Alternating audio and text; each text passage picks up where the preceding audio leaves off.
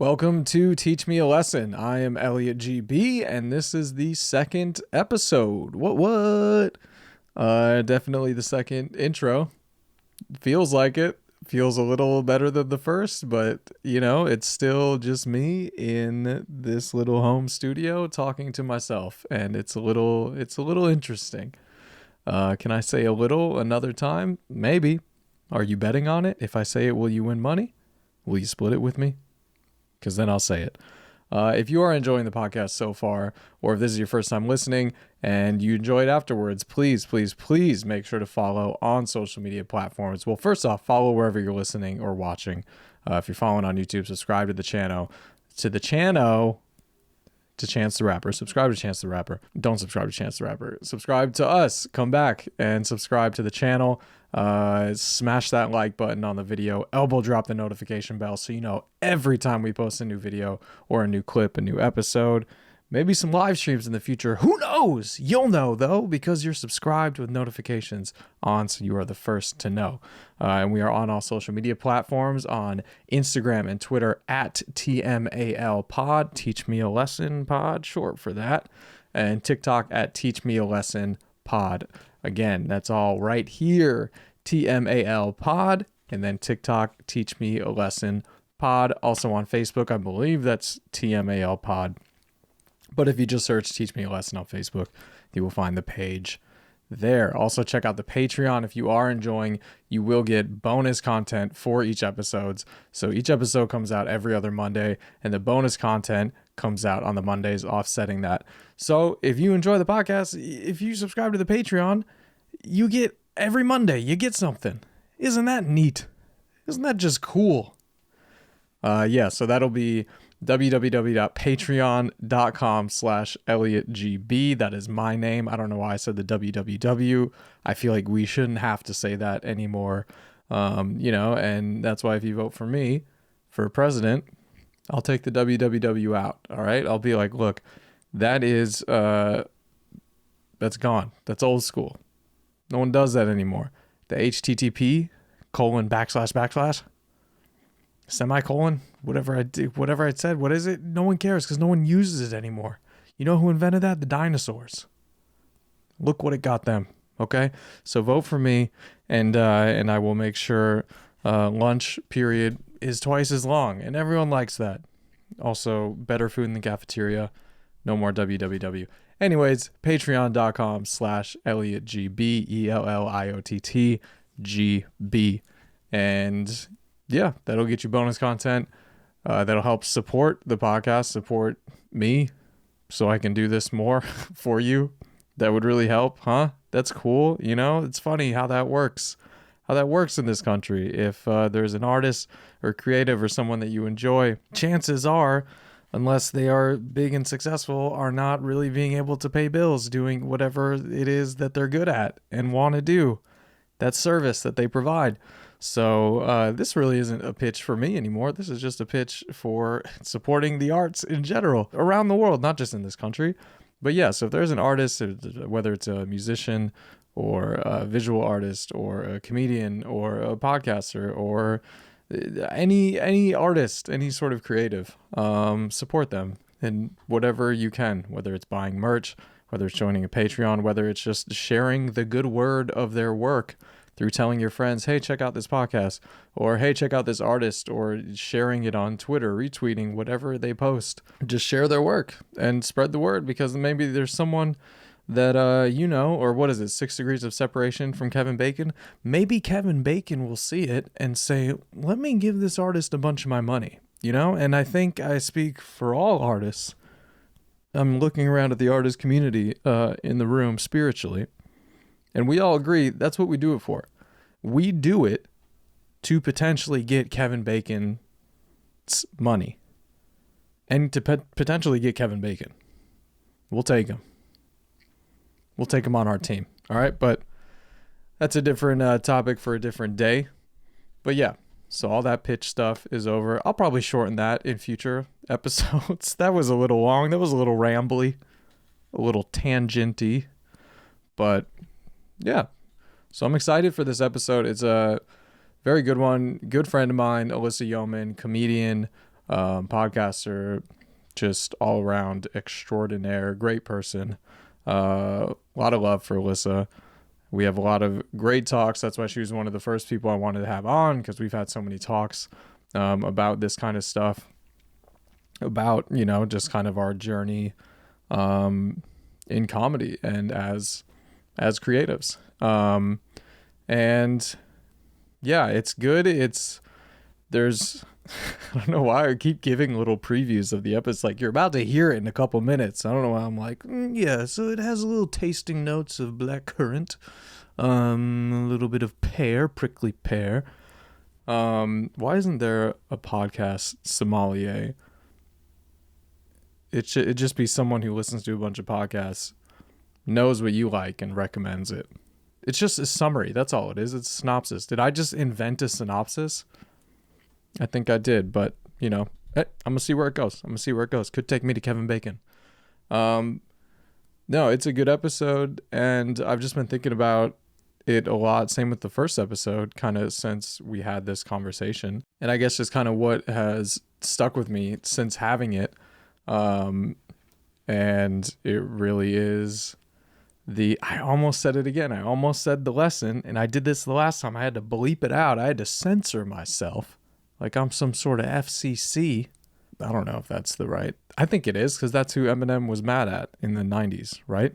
But no, it's a great conversation. This isn't any shade to Alyssa. It went a little differently than I was hoping it was going to, but in a good way. I'm happy that it did. Because, you know, it's called Teach Me a Lesson. This is here for people to help learn and to pass knowledge. So in that same right, I'm learning about being a host. I had a podcast before this, but it was about movies. It was a little easier to steer a conversation about movies versus now when it's like, hey, let's talk about some potentially deep shit. So yeah, also with that theme of learning is trial and error, is trying and failing. So, you know, kind of like we talked about with Taylor a little bit in the first episode. First drafts kind of always suck. That actually might have been in the Patreon. I don't know. Another reason to get the Patreon is you will fully know what I'm talking about. But yeah, is a lot of first drafts are not what you hope.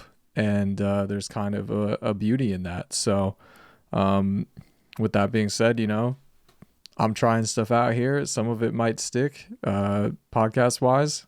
Obviously I'm going to keep the podcast going, but I'm going to try out maybe different segments or different styles or arrangements, you know, how I'm doing things. And some of them might stick, some of them might not. And that's life, you know, that's the beauty of it, is you get to kind of feel something. And if it works, cool, keep it. If it doesn't, hey, keep it moving. There's only one way to find out. And that's actually the title of Taylor's episode. But there really is only one way to find out, and that is kind of trial and error. And Alyssa and I actually do talk about that. So look at me, huh? Here I am thinking I'm kind of fumbling around. Turns out I'm perfectly tying this stuff together, baby. But I enjoyed it. I had a lot of fun, and it's really stuck with me going forward. So I really hope that you enjoy it. And again, I hope that you come back for future episodes, and I hope that this is bringing value to you as a listener, because without it, it'd just be what I'm doing right now, sitting in a room talking to myself. So definitely, if you're enjoying, like I said before, subscribe, rate, review if you're on Apple Podcasts, 5 stars, 4 stars, 3 stars, anything below that. We can just talk about it like adults. Send me an email, you know. But yeah, so I hope that you enjoy it. I hope that you enjoy this show in general. And here is my conversation with Alyssa. Enjoy. Oh my gosh. Okay. My lesson is self-discipline as a form of self-care. I wanted to talk about that. Okay. Yeah. Okay. What Yeah. What do you mean by that? What do I mean by that? I mean that I think that creating structures for yourself, based on your own traditions as you come into your true identity, really help you to move forward. And it's hard to transition from being young and wanting freedom to like knowing that providing some sort of constraint for yourself will gain you ultimate freedom. You know what I mean? Yeah. So I won't even call it constraints for yourself, because I think it actually can really prove like your limits or how limitless you can be. But this isn't like you should grind all the time situation. But I just think about things like, I don't know, today I went grocery shopping and I'm like moving in a couple weeks. So I went and got boxes, and I was like, and it's my day off, but I was like, this will be good to get done today and like for myself, you Yeah. know? And then it's like, then I can kick it and smoke weed and do whatever. And then you're like free for the rest of your day, you know? So I've been thinking a lot about that. So, Interesting. So it's kind of that like makes me think about actually something I learned during quarantine. And I think we might have talked about it at some point a little bit, but that same thing of I kind of called it like being your own parent and being like I have to set some sort of, like you said, some sort of rules, some discipline, because I would wait. I'd have, you know, a to-do list to do or whatever, all this shit. Okay, I want to do this, I want to do that, I want to do this. And then the day would come, but I'd have no like plan for it, no structure. So then I'd think, okay, I have the full day to do this. I'm gonna fucking knock it all out and then put it off for most of the day. And then it gets to kind of towards the end, and I'm suddenly like, I have like 5 things that I want to do. Now this is super stressful. But then I was through my therapist and stuff, and just kind of learning myself, I guess. I think that this really makes me think about like you have to learn yourself and how you work and how to mhm. discipline yourself, because then I was like, all right, I need a little bit of constraint, because I guess it would almost turn it into a game, you know? It's like, all right, I have to get this done by this time, or I have to get these 4 things done by this time. So then it's like, all right, it's a little bit of a challenge, and then you do it, and then like you said, yeah, now you have that full day freed up. You don't have to worry about it. It's all out of the way. You can sit down, you can smoke weed, you can fucking chill, you can play video games, you can do whatever you want, but you got to Yeah. be your own parent a little bit and be like, all right, we need some Right. rules. Yeah, the whole being your own parent, that's like, man, that's like the theme. I can, the inner child work is no fucking joke. And it's so important to give yourself what you felt like you never got. Like for me, the giving myself structure is so much rooted in wishing my parents would have like nurtured that side of me a little bit more. You know, like I felt like I Hmm. wasn't, like I didn't get that sort of attention in that way. And I think giving that back to myself is, one, it can be exactly how I want it to be, which is a very powerful thing when you think about it. Hmm. And the fact that you've gotten yourself to this point feeling like you maybe lacked something within your childhood, you should also be proud of yourself for. And like, I don't know, that self compassion that also goes into reparenting yourself as an adult is like essential. So, I just remember being so stubborn that I just wouldn't, like my mom would, I hated doing homework. I like barely graduated high school because I would never do homework. And I remember fighting it, especially when I was young. I think at a certain point my mom was just like, not I give up, but like he's just not going to do it, so I'm not going to necessarily pick those battles anymore. But at a certain like right. up until a point where she would be like, you got to do it, you got to do it, and I would just fight it, fight it, fight it. And then every single time it would get to a point where she's like, if you started it when I first asked you to, you'd be done by now. You could be playing video, you could be doing whatever you want to do, had you've just wasting your own time. But I was so stubborn that I was just like, no, I'm gonna fight it, I'm a blah blah blah. So now it is to that point where it's like I, in like parenting myself, I'm still saying it. I'm just like, just get it out of the way. And like now that Mm, all that other stuff is like passed, and other shit was, you know, kind of, I guess not making me act that way, but influencing kind of that behavior and that stubbornness. Now that that's kind of changed, I am able to like to see that of like, oh, yeah, that's 100%. Or just get the shit you don't want to do out of the way, and then you can really freely enjoy everything. Was there like a certain event or like moment that you remember that this like kind of clicked for you, that like self-discipline as a form of self-care? Yeah. This is gonna make me sound so like, honestly, I feel like it makes me sound kind of basic, but it was after I did DMT. Hell yeah. Rogan Yeah. enters the chat. God. No, it was also a pivotal time. It was my 27th year of life, which I was having all of those 27th year anxieties where I was like, this is the year I die. Oh shit. Um I don't know, just because I am a pretty reckless person. So yeah, I was in that mode and tried that for the first time. And I don't know, after that, I really like downsized. I suddenly was like making my bed every morning. I Mm, was like never a clean person. And just, I think it was really the intention around space and like cultivating my own space. And I think that grew from as small as making my bed in the morning to like cultivating a community of people that I trust, you know? So I think it kind of grew out because it really was an experience of like safety can only really be found internally. And so how do you create that with external factors being out of your control and also external factors kind of being necessary to feel like belonging or community and hmm stuff like that. So yeah, and I think it grew from that space where it started those little things, and I saw how that made a difference, and then it was suddenly like, okay, now my friends are changing, and what I expect in friendships look different, and yeah, all of it. Yeah. You learn yourself, you learn what you need to feel, like you said, to feel safe, to feel secure, which then, makes you feel happy and shit.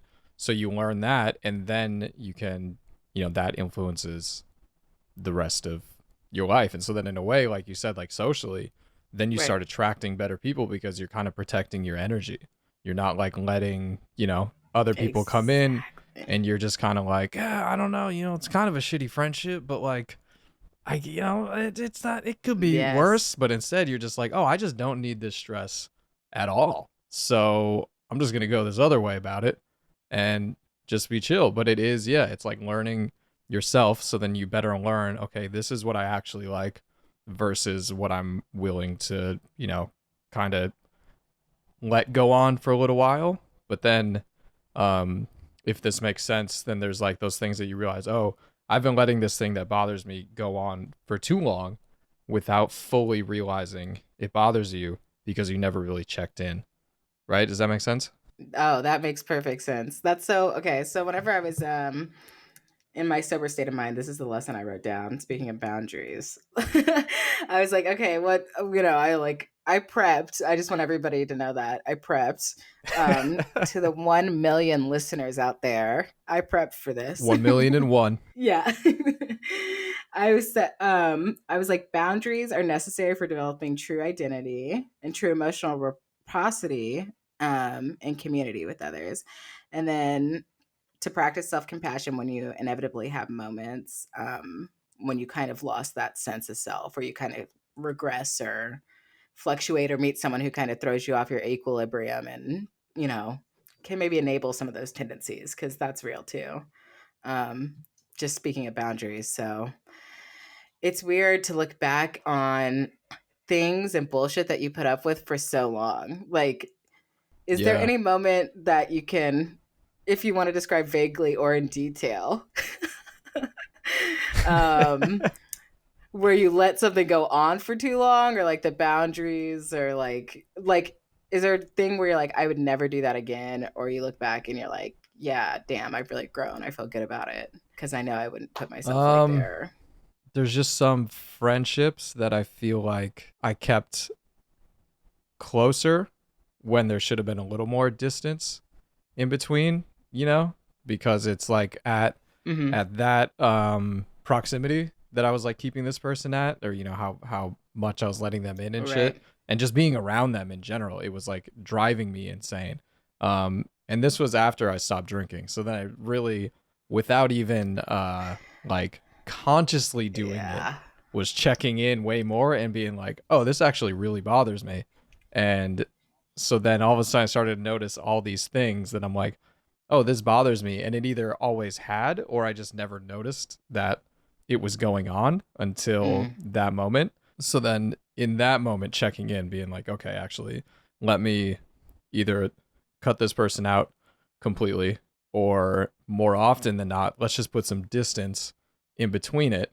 And 9 times out of 10, that will, if you don't, if you know, if if you don't like wake up and you're like, whoa, actually this person's a fucking monster.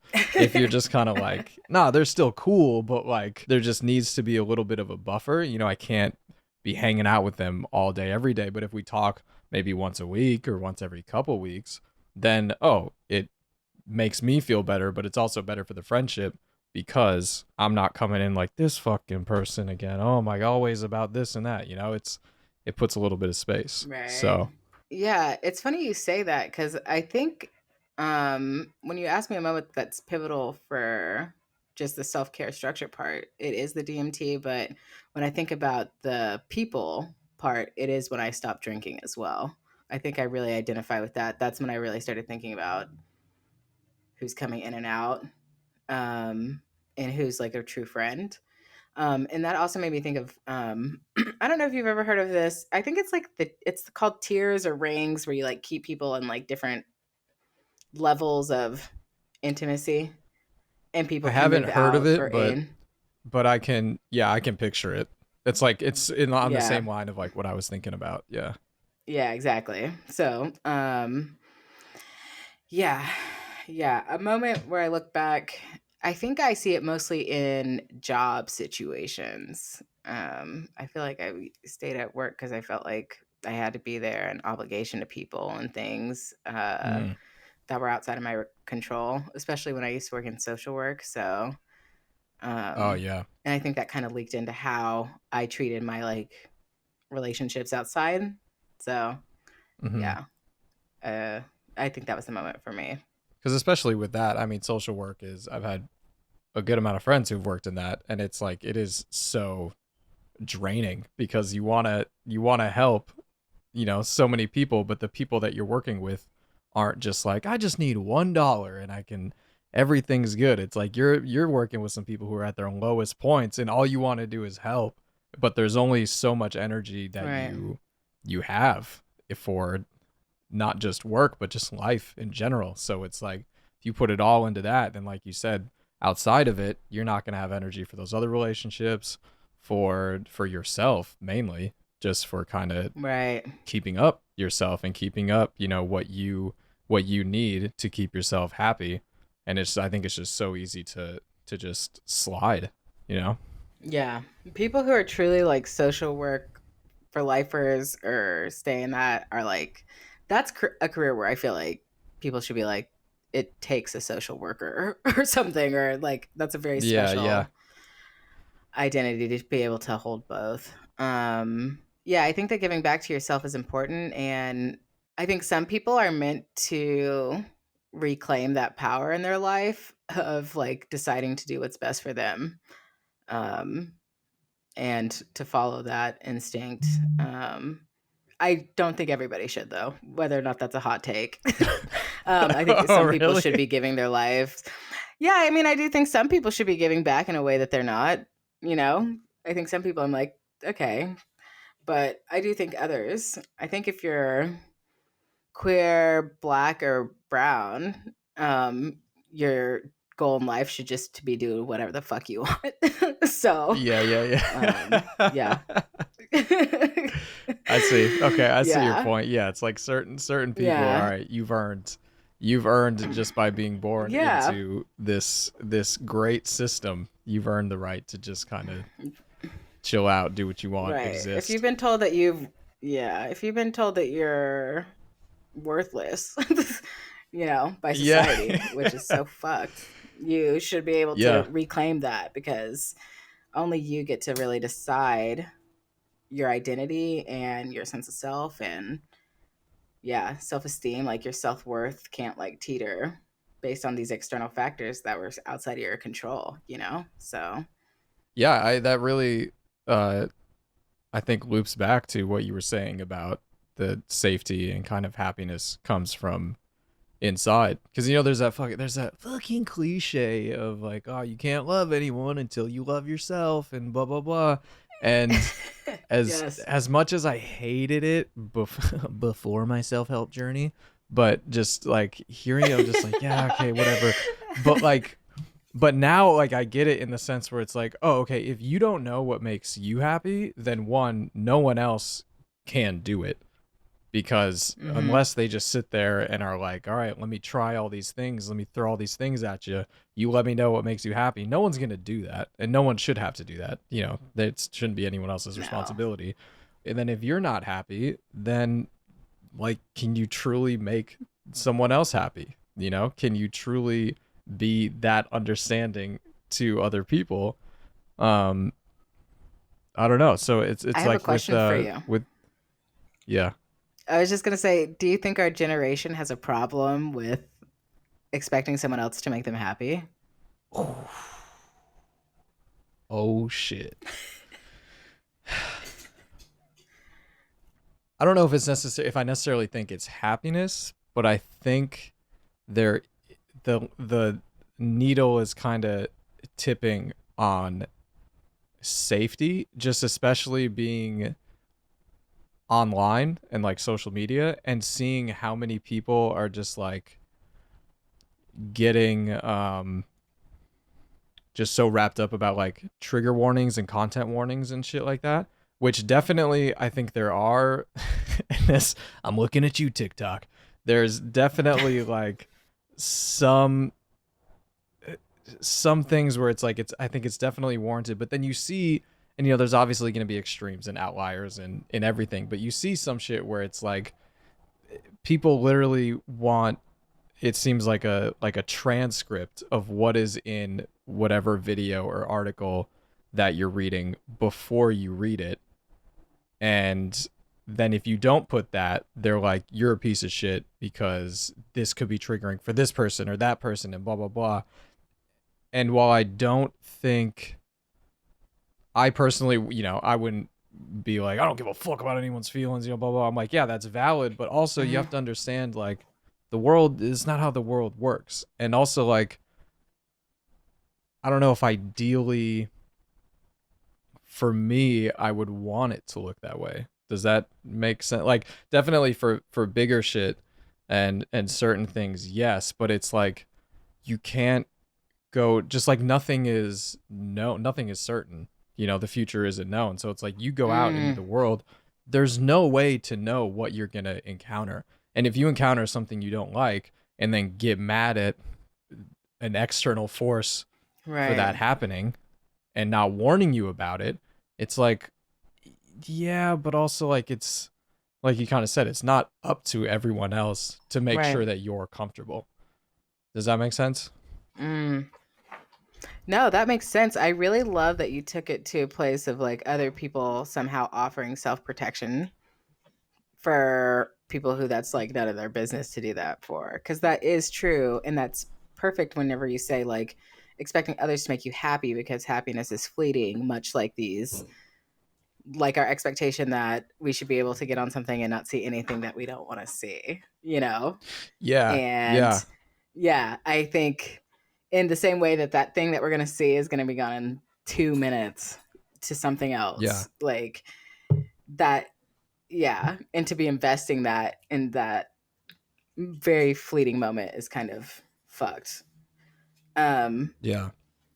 no, I completely agree. I think the world should be, I don't know, we should be able to have honest conversations and stumble over our words and like fuck up and then be like, okay, yeah, that's what happened. And Yeah. let's just let's keep it pushing. Yeah. Let's keep it pushing. I agree in the sense that whenever like those conversations do come up, and not that I'm like against cancel culture or all that, but I do think it does lack room for growth because there isn't, for me, it's like a lot of the shit is the intent. If you we all fuck up, we all Mm, make mistakes. We don't right. know everything. So it's kind of impossible to go your whole life without saying something that is eventually going to be called problematic. But at that time, you didn't know. Now, when Right. someone brings it to your attention, that's when you have the choice. Do you, say, oh, my bad, I didn't know, that wasn't my intention. Let's grow from here. Now that I know that, I can make that change. You can't change anything you're not aware Yeah. of. So now that I know it, all right, let's try to go forward. Or you could pull a baby and fuck around and just double, triple down and be like, fuck that. I don't care, whatever. And so that's where it's like you see the intentions, And I think a lot of the shit today is you fucked up. You're a monster, no matter what your intentions were. It's all lumped up to you crossed this line or you made this foul. You're done. And Right. going back to your thing about ideally we have these conversations and people stumble and people fuck up, but those conversations are necessary to learn because everyone doesn't know everything.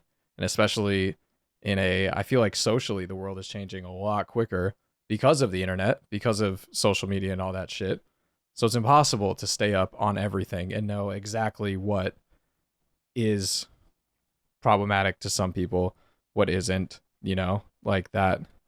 So I think as long as the intention is there, then that should be the thing. But I think it's so easy now for people to just jump on and instantly you're done. You done goofed, you're out, that type of shit. So I fully agree on, we should be able to have those conversations and shit and not just shut everything down. Yeah, there's no room for to rehabilitate yourself or Yeah.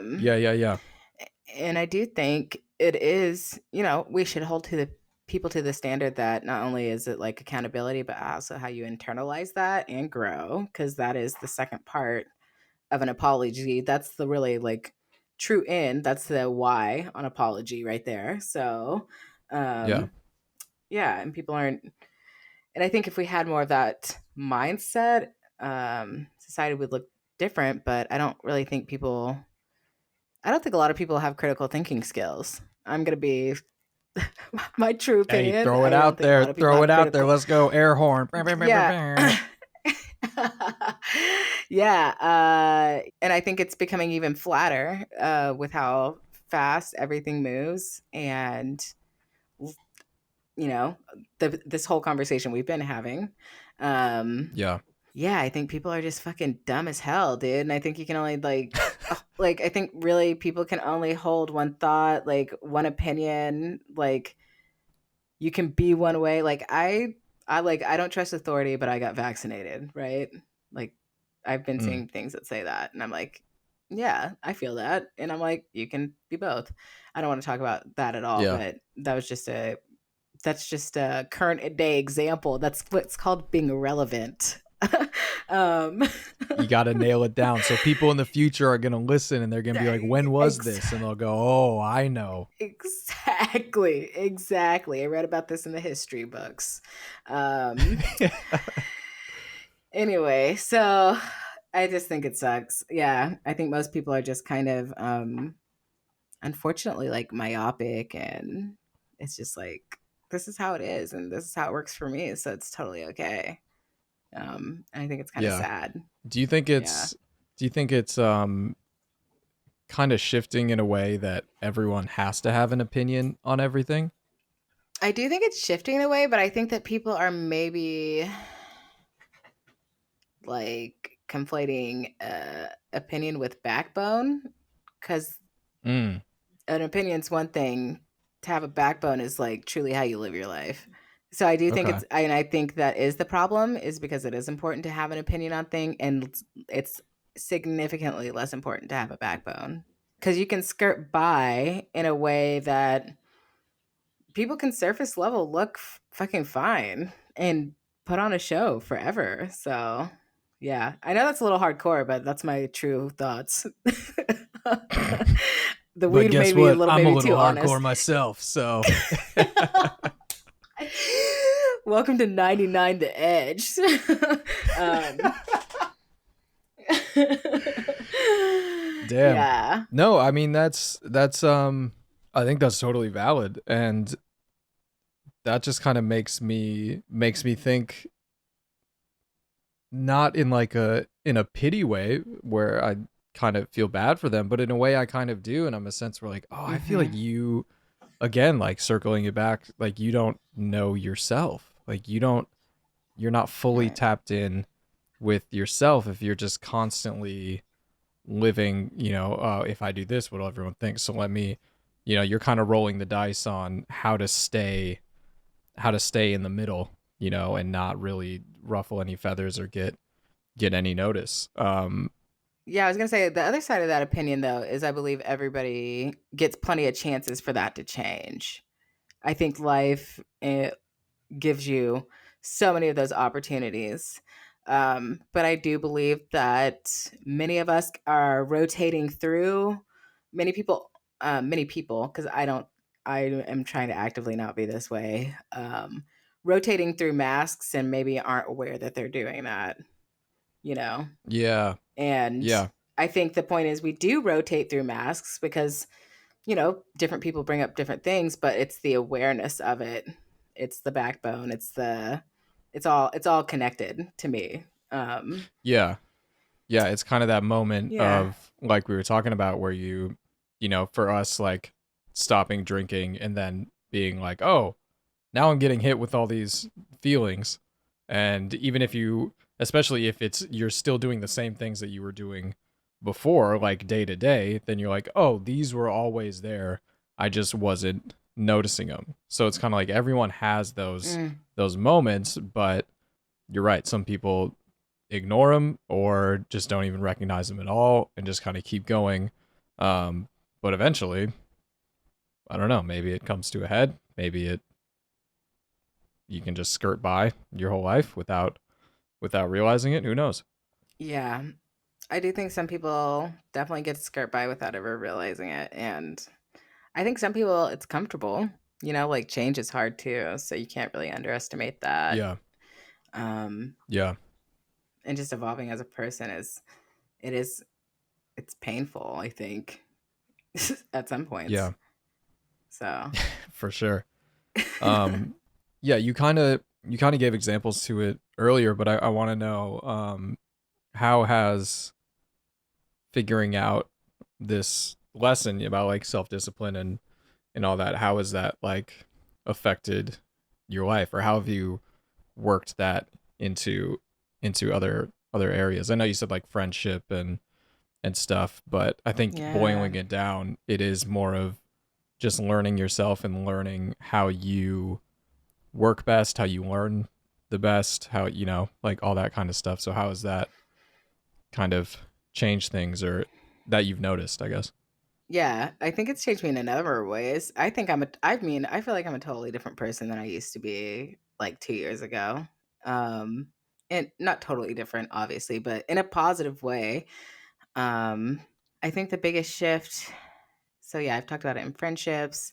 I think it's come up in the workplace and just being like, this isn't for me or this is for me, and in the prioritization of work where I place that.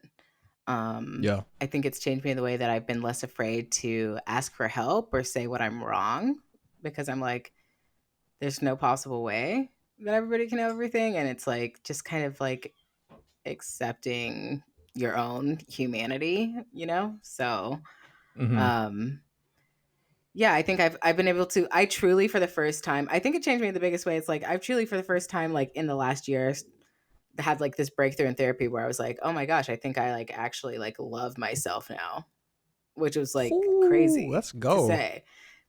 And it came through practicing like endless self-compassion, and it's like took a lot of reframing. It's like I honestly always spoke to myself in a list of like, I have to be this way, that way. And then I wasn't ever achieving that because I was putting this pressure on it. And then once I changed to like, I want structure for myself because I want to smoke weed or whatever. I want to Yeah. I want to do comedy and I want to whatever. So it changed. And it changed that in a way where I was able to follow through on those small things, and that, yeah, permeates.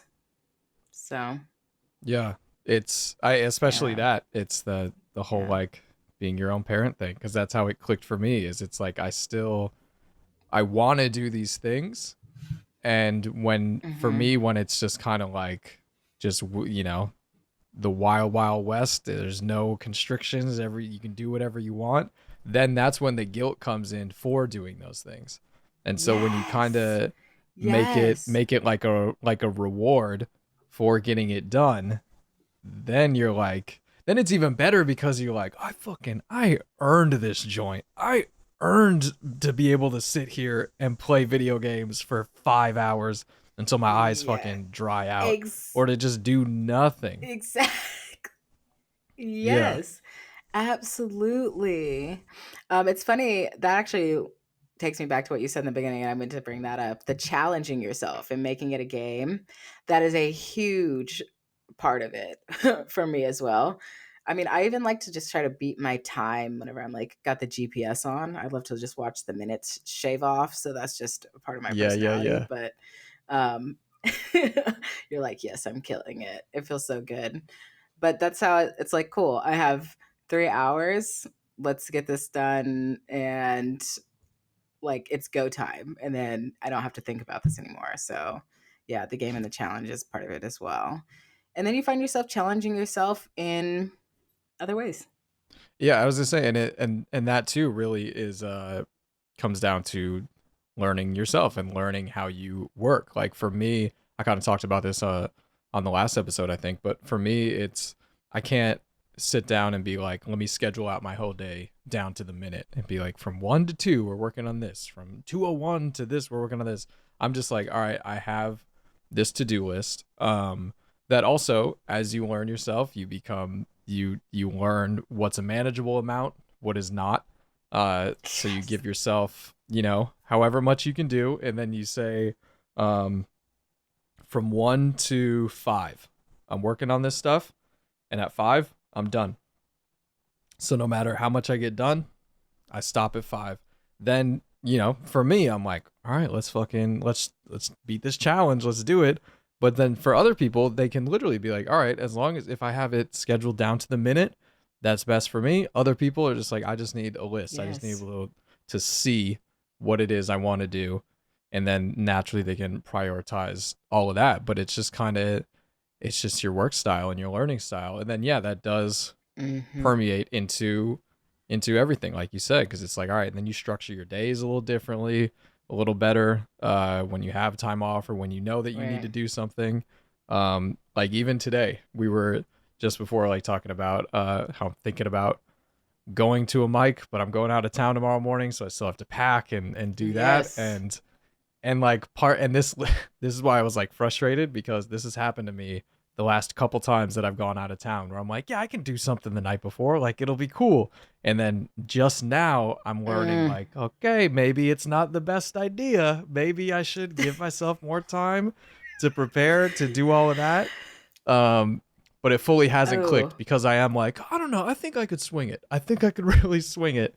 But it's just knowing, I guess, how much you can bite off. And then but then even like you said, like little shit like making the bed, it does feel good, especially little things like that right away, to kind of get your momentum going, where you're like, all right, boom. And just like physically picking up it, visually you can see the change and you can see, oh, this is good. So then you're like, all right, you kind of got a little pep in your step, because you're like, I'm killing it this morning, like I look at how good everything looks. And then you're ready to go on the day. Whereas if you just kind of, I think, get up and roll out of bed and you're just like, fuck, all right, let's get going. Let's try to figure out, without a plan. right. For me, at least, that's how it is. It's a little tougher without a little structure. So, Yeah. You need those easy W's to just start you off. I love some easy wins. You're like, mm, cool. I'm like that many steps ahead, right? And yeah, then I had a question for you, because I totally identify with that, like kind of learning yourself and like how many times it takes till you're like, oh, I can't do 20 things in a day, so maybe I should stop writing 20 things on my to-do list a day or whatever it is. Yeah. How many times of that does it take for you? Because I also feel like a part of personal growth is it starts to take you less time. Because now I would say, like, I honestly am like, by the second or third time I do something, I'm like, oh, this doesn't work, which was not always the case. Yeah. I used to just Yeah. mellow on it and go back, right? And so, yeah. Yeah. I'd say it is getting quicker because fucking again, it's just it's listening to yourself and knowing, okay, after this amount of times, I'm still wrestling with it. What does that mean? Is it getting easier? You know, or I think that's also a thing you have to check in with. Am I wrestling with it in easier to manage ways, or is it still rough? And if it's still rough, that's when you got to be like, is it best to ditch it or just completely try something new? But if it's getting easier each time, where it's like, all right, yeah, I'm still hitting little hiccups, but that's because this is the 4th or 5th time I've done it. Then it's like, okay, you know, soon we'll figure it out.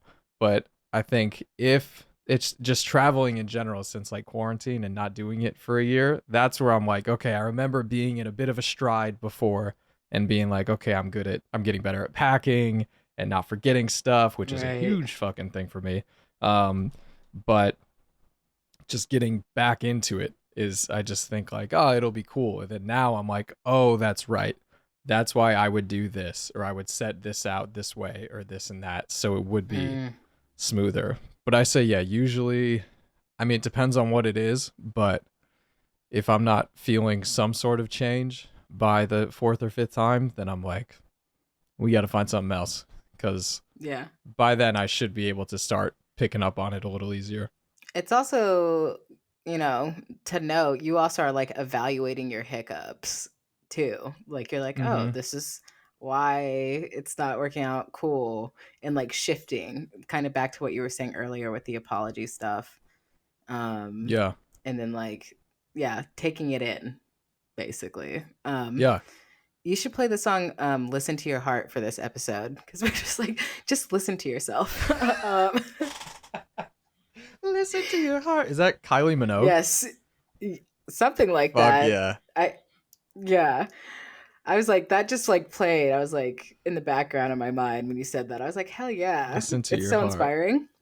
I don't know, to kind of bring it to a bit of a close, but it is, I think, yeah, the self-discipline as self-care, I think really, or I guess, what do you think it kind of hinges on self-evaluation and, like you said, compassion and being lenient and just being, because then that's how you try something and it doesn't work and you're like, all right, let's kind of be honest here. Is this working? Is this not working? Why? And then being like, all right, what's the best way for me to do what I want to do, to smoke weed guilt-free? That means I got to knock a couple things off the list first. And then, what do you think? I was just smiling because I was like, you want this to come to a close, and then you asked me about self-evaluation. Well, I'm saying, do you think like if you boil it down, but if you boil it down, I think if you boil it down, 100%, I think everything comes back to self-evaluation. And I think the self-discipline of self-care is definitely, because your self-discipline is going to look different than what I've described, so or everybody's individual in that way. So I do, and I think it is that evaluation of self. And I think that's pretty much the through line of all the things we kind of talked about through the episode. So, I mean, I think they all come down to that at the end of the day. Yeah. But tune in for the deep dive. Deep dive with the edge. Yeah. But no, to really wrap it up though, I'll give you about 10 seconds to do this, but just wrapping it up, ending the episode real quick. What do you think the meaning of life is? And just real quick, just trying to no, I'm joking. But truly, I was like, that's so truly, fucked. Okay. And I do want to hear your thoughts, but the producer is flagging me down. We don't have a lot of time. All right, we got to get to this toothpaste ad. So if I got to talk about Blue Chew here. So if we could really just wrap this up. Do you want to take a stab at it quick? Okay, yeah. Okay, so the meaning of life in 10 seconds. Yeah. I think the meaning of life is individual and meant to be pursued like recklessly and aggressively. Damn. Okay. Bow. Lean back. Hey. And that's it. I just And fall that's it. completely out of the frame. And Alyssa's gone. All right. Thanks for being on. Exactly. No, but Alyssa, I thank you for coming on. What do you want to plug? Where can people find you? What do you got going on? Who are you? Okay, people can find me on social media, and this is Twitter and Instagram at Alyssa Yeo, which is ALYSSAYEO. You can find me on TikTok at Yomi420, which is YEOMIE 420. And just hang out there. There's some things I'm cooking up here and there, so who knows? Something may pop off, or it might not. But either way, you should follow me because it'll be a good But either time. way, you should hang out. Yeah, exactly. I like how you said you should just. I'm on TikTok. You should just hang out there. Just hang out. Just watch other videos. There's a lot of cool stuff on there. A lot of dogs if you like dogs. Yeah, exactly. Yeah, exactly. A lot of great content on that. Perfect. Great content, dude. Great. Hey, if you like content, TikTok is a great place for content, man. Are you into content, bro?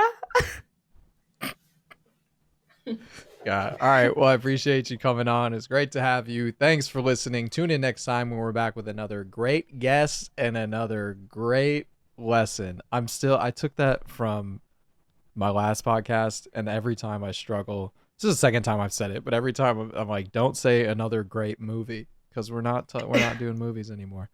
But another great lesson and possibly a movie. I don't know. I might watch a movie. All right. What a weird outro, but thank you for coming by. We'll see you later. Bye.